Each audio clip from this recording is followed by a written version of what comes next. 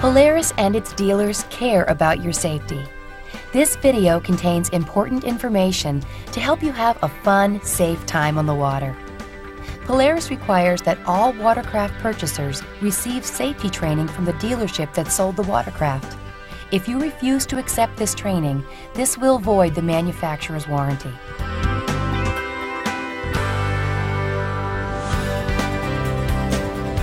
For every way to get to work, there are 10 ways to escape.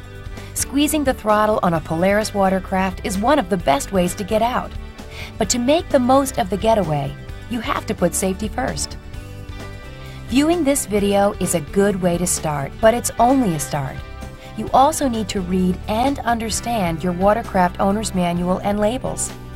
They'll help you get to know your watercraft, its performance capabilities, and your responsibilities as a watercraft rider.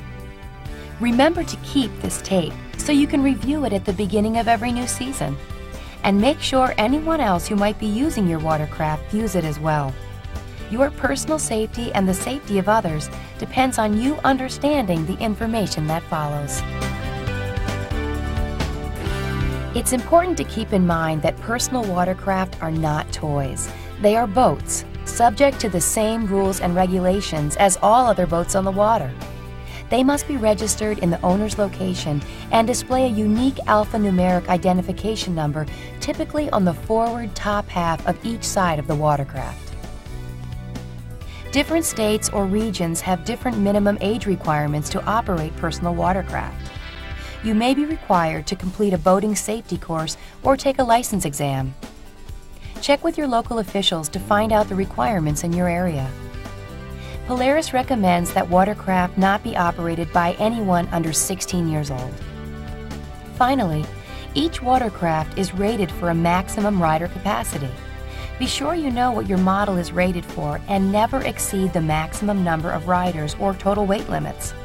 If you exceed those limits, it reduces stability and control and could result in accidents. Normal swimwear does not adequately protect you when riding jet-powered watercraft. To prevent injury, you must wear a neoprene wetsuit bottom or equivalent protection that prevents water from being forced into your body. You must also wear footwear and gloves to keep a sure grip on the machine, as well as adequate eye protection from harmful sun and flying objects. Finally, all operators and passengers are required to wear a Coast Guard-approved personal flotation device, or PFD. It must be one that is suitable for watercraft use. Your Polaris dealer offers a complete line of coordinated wetwear, boots, gloves, and PFDs. Stop in and get equipped before you ride. There are certain things you should do before every ride on your Polaris watercraft. Always review the safety precautions in each safety label, and make sure any new riders read and understand the labels and all safety precautions in the owner's manual. Inspect the steering, the throttle, and the engine shutoff switch to make sure they're working properly. Check your fuel level and your oil level. If you need oil, use recommended Polaris oil, engineered for your watercraft. Always use caution when refueling. Gasoline and its vapors are highly flammable and explosive. Consult your owner's manual and gasoline safety label for proper refueling procedures. Be sure you have an approved fire extinguisher on board. Check to make sure it's fully charged and securely stored. Be sure your battery and hose connections are secure. Check to see that all drain plugs are secure. Check the outside of the hull for damage. See if you notice any oil or fuel leaks. They may appear as rainbow colors on the water's surface. With the engine off, check to make sure your jet pump and intake grate are free of debris. Never inspect these areas with the engine running. Before you board, bounce the craft several times to clear any sand that may have found its way into the jet pump. Before starting the engine, be sure you are in a minimum of 2 feet of water and that the area is free of weeds or debris. Small rocks and other objects can be sucked up in shallow water and damage the pump. Before you leave the safety of shore, check the weather. Make sure it's safe to go out in current weather and riding conditions, and check forecasts for upcoming weather as well. Finally, check your condition before heading out. Never ride under the influence of alcohol or drugs. Also, don't ride if you are tired or sick. Before starting your machine, attach the lanyard cord to your left wrist or clip it to your PFD and attach it to the emergency stop switch on the left-hand control. Always keep it hanging away from the handlebar. After riding, remove the lanyard from the emergency stop switch to prevent the watercraft from being used by unauthorized persons. Be sure you know the location of the intake grate and stay clear of it while the engine is on. Long hair, loose clothing, or PFD straps can be sucked in and can cause severe injury or drowning.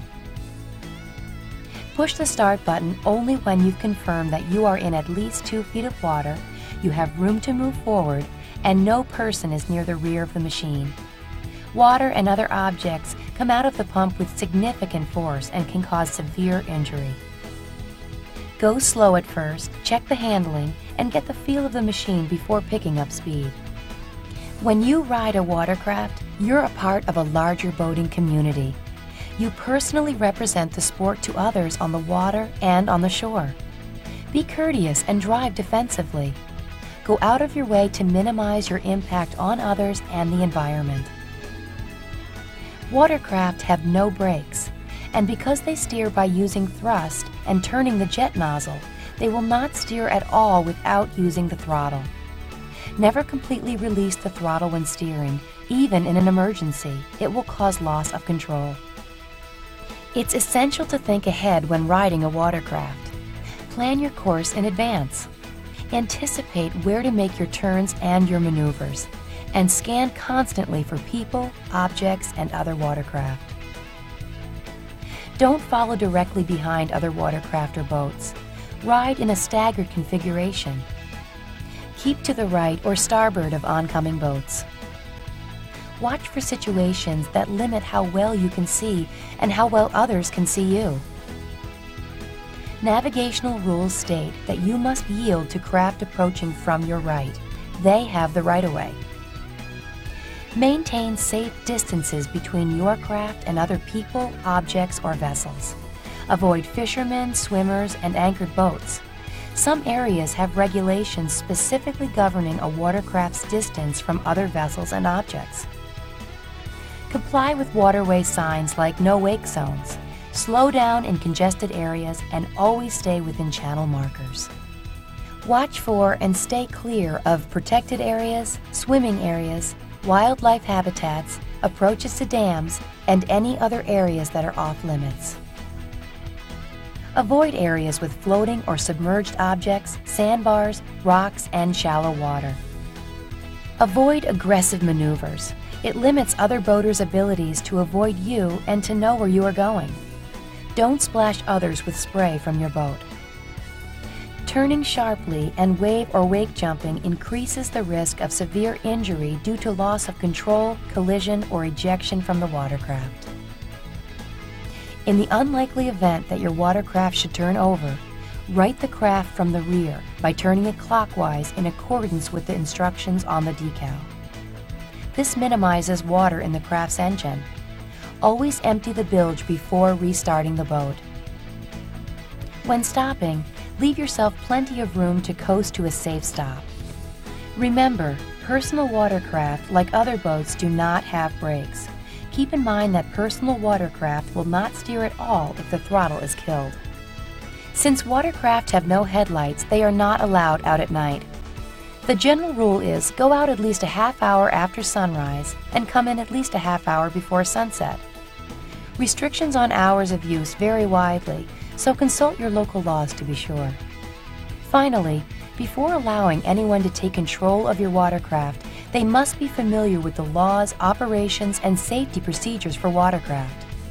Be sure the new driver reviews the warning labels. After returning from your ride, there are some quick shoreline maintenance procedures you can do to preserve the mechanical integrity and the looks of your boat. Purge water from the exhaust system by revving the engine at partial throttle for about 10 seconds until water stops coming out. Shut off the engine, remove the drain plug, and drain water from the hull. Rinse the hull and drive unit with fresh water. Rinse the engine compartment with fresh water too. Wipe it out and replace the seat. Replace the drain plug. If you ride in salt water or plan on storing your watercraft for a long time, fog the engine with Polaris fogging oil. Detailed instructions on this and other storage and periodic maintenance procedures are in your owner's manual. One final thought on safety. No amount of studying safety procedures can make up for experience. Even when you know the rules, ride within your limits. The way to get the most fun out of a watercraft for years to come is to give yourself time to develop safe riding skills. The more experience you gain, the safer you ride, and the better it feels to leave the rest of the world behind.